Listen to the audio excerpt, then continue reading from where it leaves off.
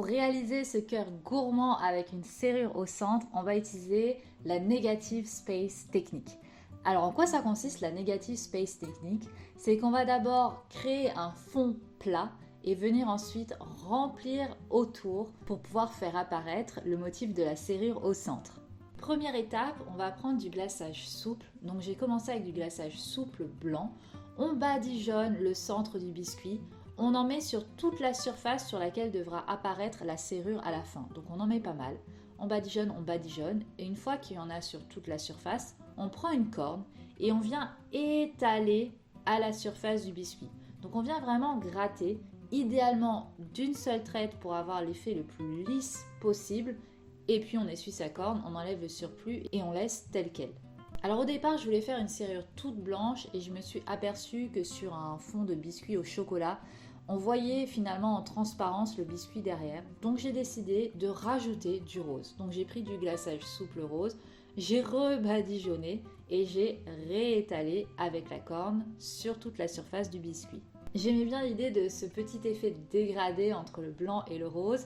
Et pour ajouter encore une touche de magie supplémentaire, j'ai pris des paillettes et j'ai saupoudré toute cette zone avec des paillettes un peu rubis. Comme les paillettes sont assez volatiles, j'ai placé le biscuit sur une assiette avant de procéder à cette opération parce que sinon j'en ai partout sur le plan de travail. Pop pop pop, j'arrête cette vidéo. Tu n'as pas encore cliqué sur j'aime, fais-le et abonne-toi à ma chaîne pour me soutenir. Allez, on y retourne. Ensuite, j'ai laissé sécher.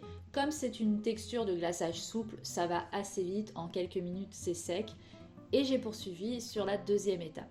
Là, j'ai repris une poche de glaçage souple, mais dans une couleur rose foncé, la couleur avec laquelle je veux finalement glacer le reste du biscuit.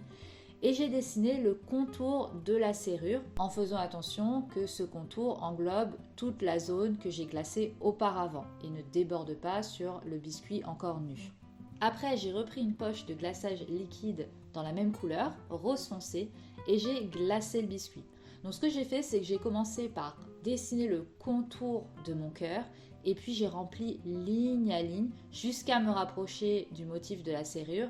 Et à partir de ce moment-là, quand j'étais assez proche de la serrure, j'ai finalement commencé par remplir les vides. Avec l'aiguille, j'ai peaufiné pour ramener le glaçage au plus près du bord de la serrure. Puis je n'y ai plus touché. J'ai aussi pris mon aiguille à la verticale pour gratter sur le bord du cœur parce que je trouvais que ça dépassait un peu trop sur la gauche. Et voilà, biscuit terminé, il ne me reste plus qu'à l'offrir à la personne de mon choix.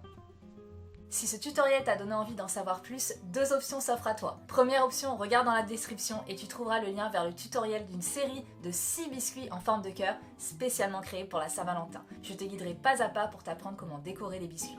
Deuxième option, si tu débutes dans l'art de créer des biscuits décorés et que tu ne maîtrises pas encore les bases sur le glaçage royal, rejoins-moi dans ma formation complète où je te livre mes recettes et toutes mes astuces pour créer des biscuits aussi beaux que bons. On se retrouve très vite pour de nouvelles vidéos gourmandes.